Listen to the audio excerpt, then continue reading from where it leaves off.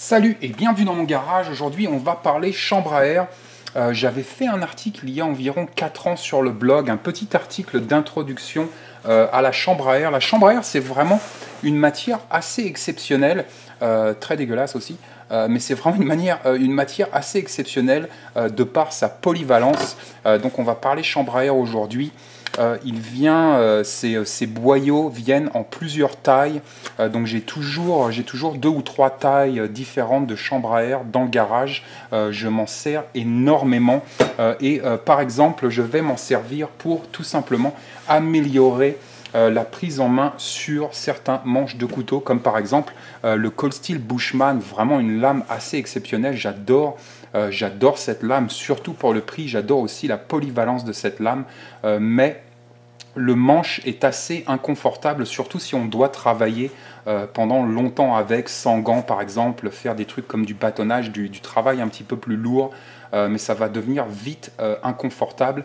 Mais tout simplement de pouvoir rajouter un petit bout de chambre à air sur le manche de ce couteau va largement non seulement améliorer la prise en main, mais aussi venir améliorer le grip et la rétention sur ce manche. Donc généralement mes lames principales, je vais avoir un bout de chambre à air sur les manches, par exemple avec le Mora Robuste. J'adore le Mora Robuste, j'adore ce belly comme ça, ce ventre assez prononcé, très confortable pour moi. J'ai des grandes mains de Yeti, mais donc très confortable pour moi, mais j'ai quand même rajouté un bout de chambre à air et on va voir un petit peu le pourquoi du comment après.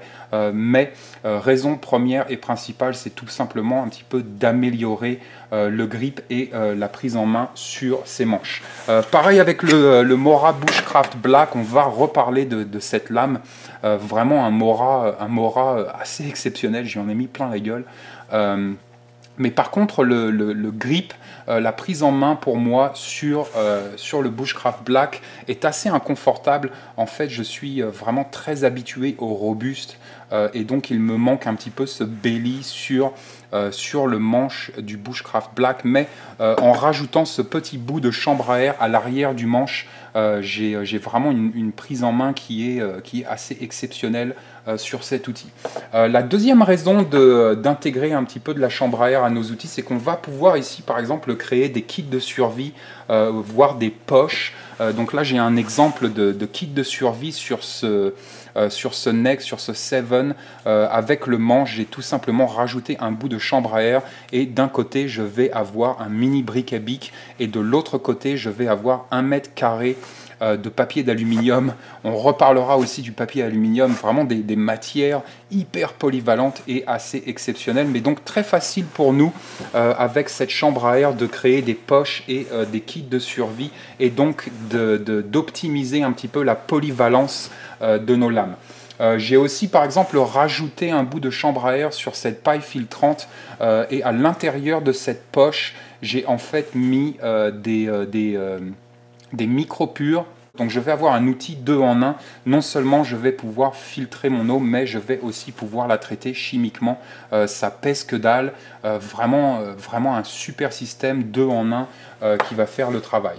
Bien évidemment, on va avoir d'autres utilités pour la chambre à air. On va pouvoir créer et fabriquer ce qui s'appelle aux États-Unis des Ranger Bands. Donc les Ranger Bands, c'est tout simplement c'est fabriquer des élastiques à partir de notre tube de chambre à air. C'est vraiment des élastiques hyper robustes. On va pouvoir par exemple réparer nos élastiques de tente s'ils pètent. Vraiment une matière assez exceptionnelle pour tout ce qui est réparation.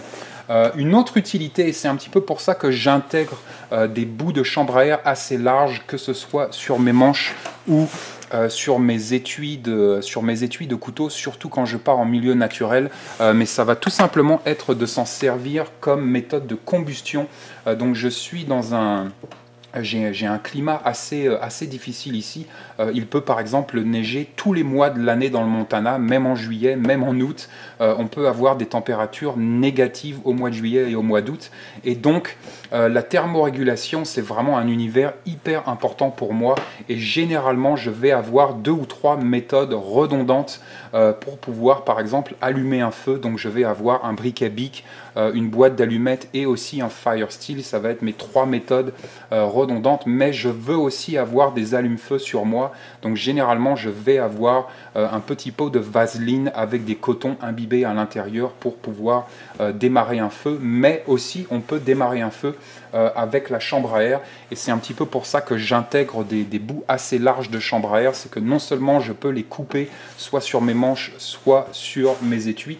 Non seulement je peux les couper pour faire donc des Ranger Bands, mais je peux aussi les couper pour fabriquer des petits allumes-feu. C'est un petit bout de chambre à air tout bête avec un nœud au milieu et on va ici avoir un allume-feu assez redoutable qui va marcher même humide, même mouillé. Donc très intéressant pour nous d'intégrer un bout de chambre à air soit à nos manches, soit à nos étuis. Non seulement on va pouvoir ici améliorer largement le confort sur notre manche, mais en plus on va avoir un allume-feu assez redoutable. Donc voilà pour la chambre à air, ça coûte que dalle, ça pèse que dalle, hyper polyvalent, vraiment une matière super intéressante pour nous. Stay safe.